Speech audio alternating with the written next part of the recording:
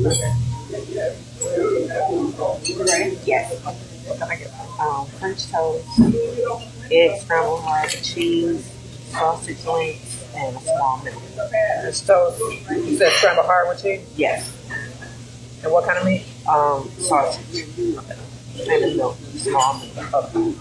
Thank you. Good morning, precious.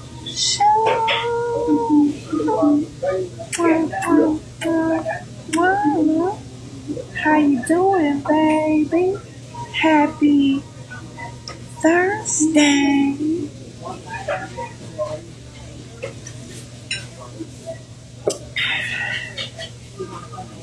And today on Coffee and Conversation with your girl Shakenya. When you get a minute, please go to that YouTube channel Coffee and Conversation with Shakenya and hit subscribe. Look at some of the videos, and if you see any of them that you like, I would appreciate if you share. Act like I'm already famous. Yeah.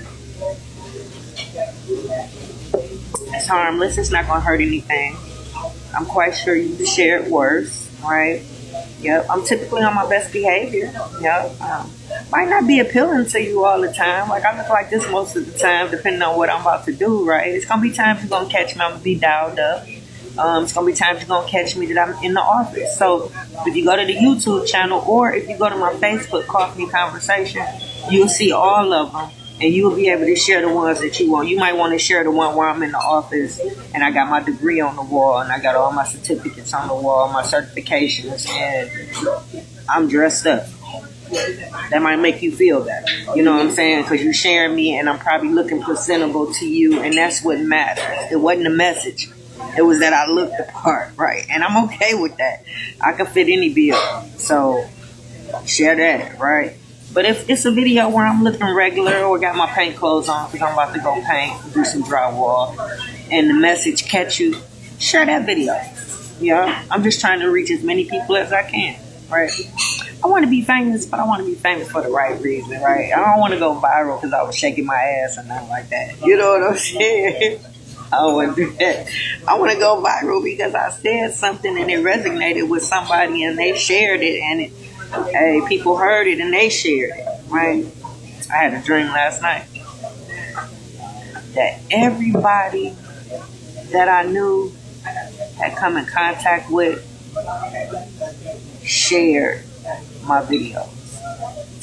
Yep. And not only did they share it, but they were my PR person, right? They was like, yeah, Shakenya this, Shakenya that. I've been knowing her for this long, and she did this and did that. She said she was going to this and do that. You know what I mean? So it was like, I went viral and became famous just because everybody that I knew, everybody that said they love me, everybody that said they support me, everybody that said they believe in me, shared my stuff. Yeah, people were sharing Motor City Radio.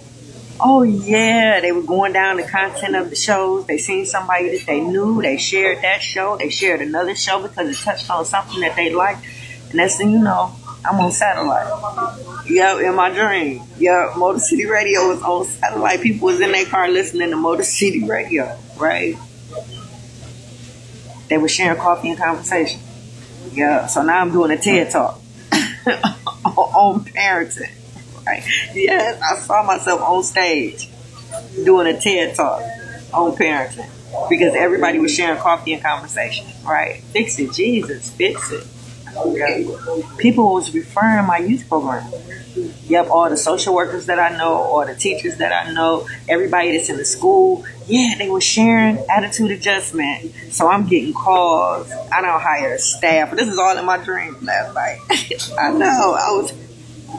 because it was so many calls I couldn't take them myself. So now I'm training people, right? The oldest daughter and my daughter was there training people. Yep, they had took off work to come and help mama train some people because I had so many calls because so many people had shared Attitude Adjustment Youth Program. Yep, they shared the video when I was on Fox 2. They shared the interview when I was on Channel 4. They shared the video with Amir Makeup Center. They shared all of that, right? And they shared the flyer. I know everybody that I know. Yeah, people that I know that I've been working on the youth program ever since I worked at Detroit Receiving Hospital. Yep, people that work with me at orchards, people that work with me at all these different organizations. Yep, Head Start, Matrix Head Start. Yeah, I've always talked about the youth program. Yep, so all those people that I've encountered and known, yep, they were sharing. All the people whose stuff I share my stuff. I know. This was all in the dream. I know, because I just shared everybody's stuff. And I know some people probably think, well, she got a radio show that promotes black-owned people, black-owned businesses. It's her job to share our stuff, right? But no, I got personal things going on myself. I got a book. I got coffee and conversation. I got my own things going on. So I need support as well. You know, so just because I support you guys, I would look for them to support me. So in the dream, everybody who I share their stuff, their business, I went on their page. They had shared something to mine. I know, and then I woke up. And then I seen I only had a couple hundred views for this video, but no shares, no likes, no. I know.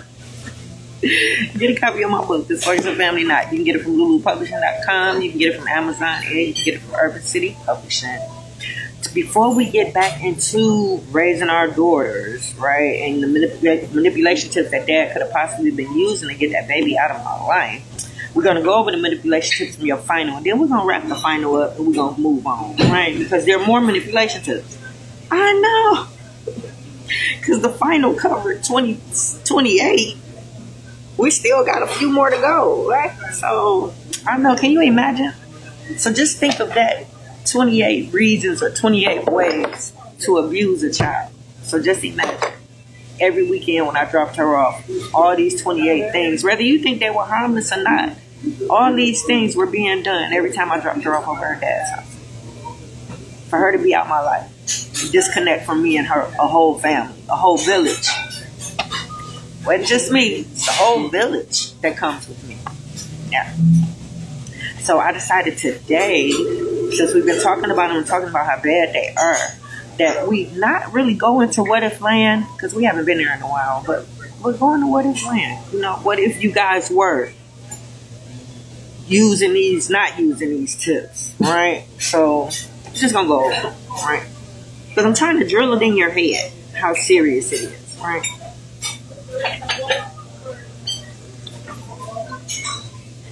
So that you guys will understand exactly what we're trying to do here.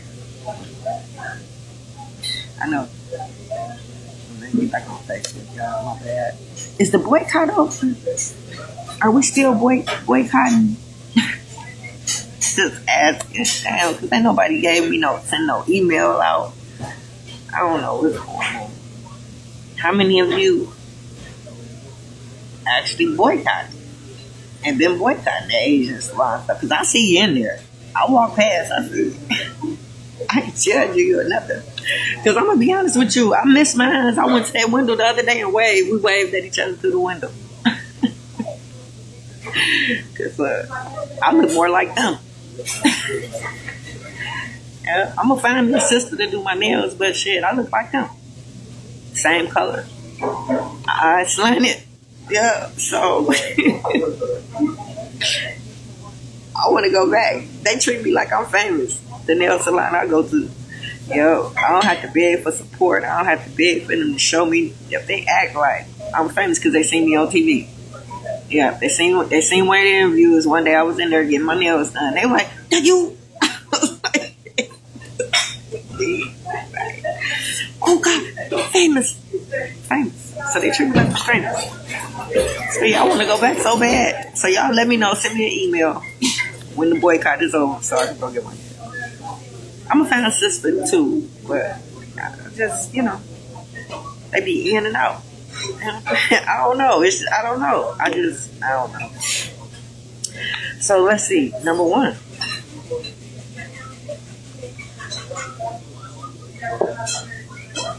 Instead of talking bad about the parent in front of the child, what if all you spoke about was good things? Yeah.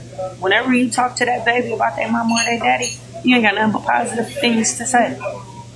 So, that shouldn't be too hard. I'm quite sure a parent that's in a child's life and doing what they're supposed to do, you can find something good to say about them. Right? I wouldn't advise you to say nothing at all. Yeah, because I know my baby daddy was using both tactics. Yeah, he was talking bad about me on certain levels and certain occasions, and then certain things he just wouldn't say nothing. Right? It was weird, but I know that both of those things were going on. Right? But yeah, what if you just spoke good about that baby mama, baby daddy around that baby? Yeah, all the good times y'all had, y'all not no longer together, right? All the good things that they do for the baby, right? Remind the baby of the things that they do and the times that they showed up. What if that was the only conversation you had with that baby as it relates to that parent? Number two, inappropriate relationship. Well, what if you just act like a parent? Yeah, you be a disciplinarian, you provide structure, leadership, guidance. Yeah, not so much friendly, trying to be friends, trying to, you know what I'm saying? Because it's the line. Yeah, me and my daughters, we had good communication. Me and my boys, we had good communication. We were friendly, but it was very well understood that I wasn't their friend. They knew that, right? So with that being said, it was a certain amount of respect that I had earned, and it was a certain amount of respect that these children had given me, right? So it was very well, you know, so no inappropriateness at all. It was never misunderstood my role. So you, as a parent, do you make it known that you are their friend? I mean, their parent and you're not their friend, right? Do they know that? Do they know the levels of it, the lines not to cross with you, right? Inappropriate conversations. What are some of the things you're talking to your babies about? Especially as it relates to that baby mama or baby dad. Yep. Are you talking bad about that baby mama and baby dad to that child? And are you allowing that child to talk bad? Like, remember the text that I told you that he sent me where she had called me by my first name and asked if I deserved something for Mother's Day? That was a highly inappropriate conversation that he was having with her, right? Yeah, because his response as a dad shouldn't have been LOL, what you think. Nope, his response, I think, as a dad should have been, that's your mother. First of all, don't ever call her by her first name, right? That should have been an immediate check. So that lets me know that that's the way their conversations usually are. She's always allowed to disrespect me and call me, because of the absence. Just her being out of my life for so long, you can tell that she has been mentally conditioned. Her mind has been conditioned to look at me as if I'm nobody, less than, non-existent, didn't matter, nothing I did. You know what I'm saying? That's terrible. Think about the things you would have to say to make somebody not care about somebody, or to look at somebody as if they're beneath them, or you can't be talking good and saying nothing positive. So if you allowing a child to talk about their parent in such a way to be where it's disrespectful, right? And you okay with that? What if y'all didn't do that? What if it was an immediate check when she said that? What if they never talked about me at all in that way, right? What if she came to him and said she had a problem with me? What if he remedied the problem and then called me and told me that she had one? Like, what if you guys are doing that, right? Instead of talking to the baby, you actually talking to the parenting concerns, right? Instead of talking to the child about parenting concerns, what if you actually talking to the parent? You got a problem with the other kids wearing your kids' clothes. Yeah. I've had parents come in my office with that issue. Yep. And there's no judgment. How you feel is how you feel. But at the end of the day, it's just clothes.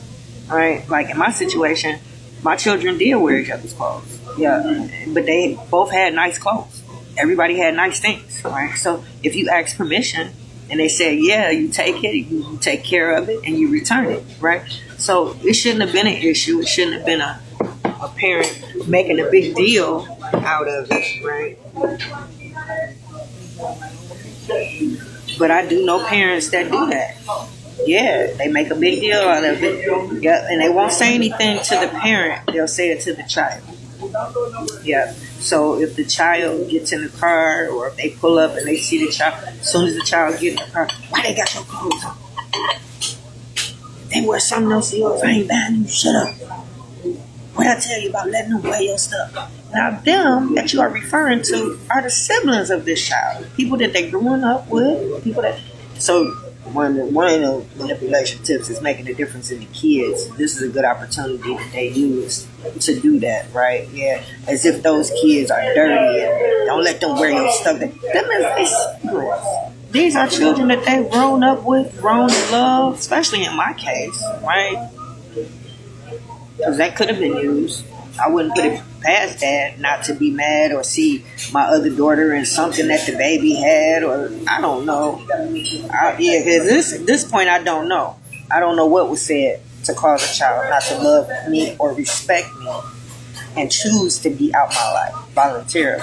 I really don't know what could have possibly been said because my actions should have spoke louder than anybody's words. Right?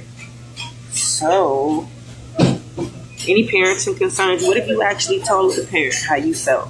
Yeah, they were doing something to the baby, something's being done when the baby's over there. You're tired of this happening, something reoccurring. Whatever it is, you should be able to talk to that parent. Y'all should have a good enough relationship to where you should be able to call them any given day and talk to them about your child. Right? Thank you. What if you didn't exclude that parent?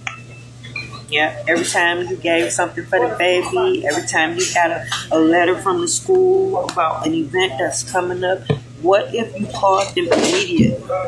What if you're doing something for the baby? What if you invite them and their significant other? What if y'all plan it together?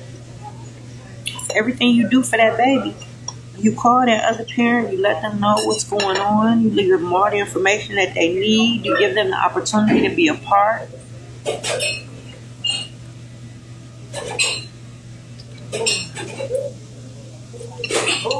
Instead of excluding them.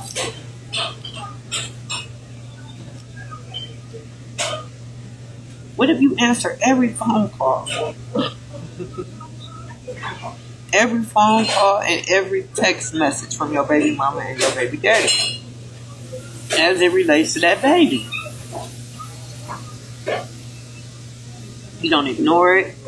You don't wait a long time to call them back. You don't wait a whole day to respond. You actually call them or respond to them as soon as possible as it relates to that baby. This just adds on to a healthy relationship. That's all. Healthy co-parenting relationship. Like I said, y'all should be talking throughout the week.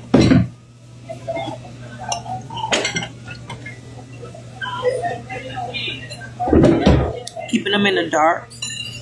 Meaning, what if you told them everything that goes on with that baby when that baby is over your house?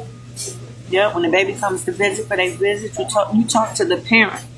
Matter of fact, you talk to the parent. The parent knew what was going on before the baby even went over there. Yeah, because y'all talked about it. Yep, when the baby come up, we're going here, we're going to do that. And then after, you call them and y'all talk about it.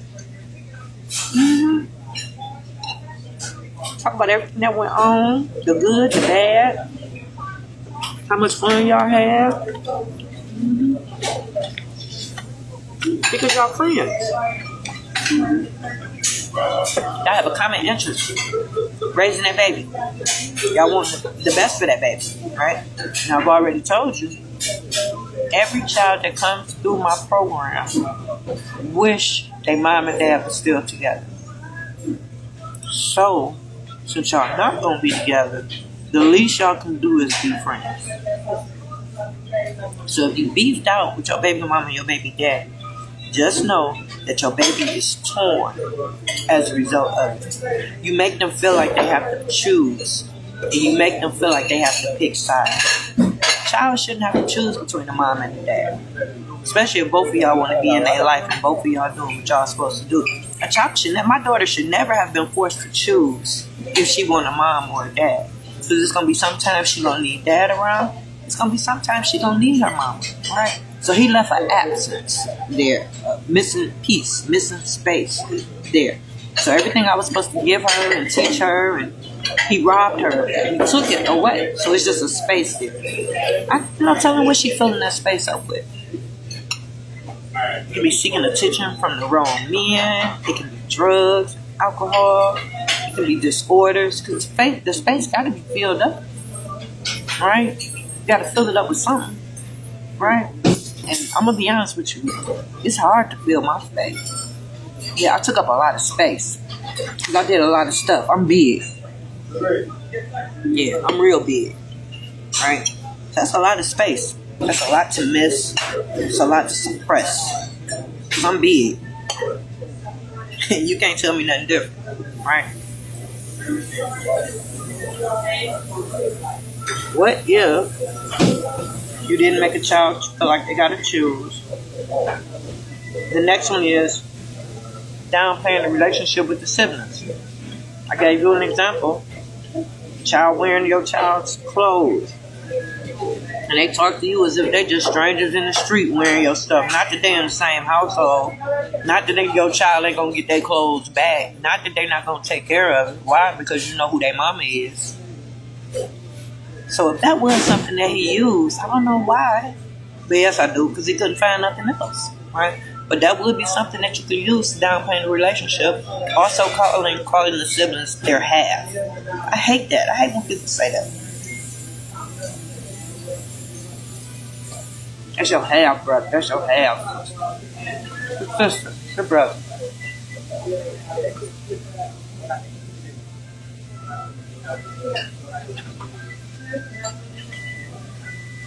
What if y'all supported each other's businesses? Whether it's a business that you guys started in the marriage or something that you started after. Anybody that's an entrepreneur, it's a different set of skills you gotta have to be an entrepreneur. It's a different mindset you gotta have to be an entrepreneur, right? So if you have somebody in your life or have a child with an entrepreneur, those are different skills that they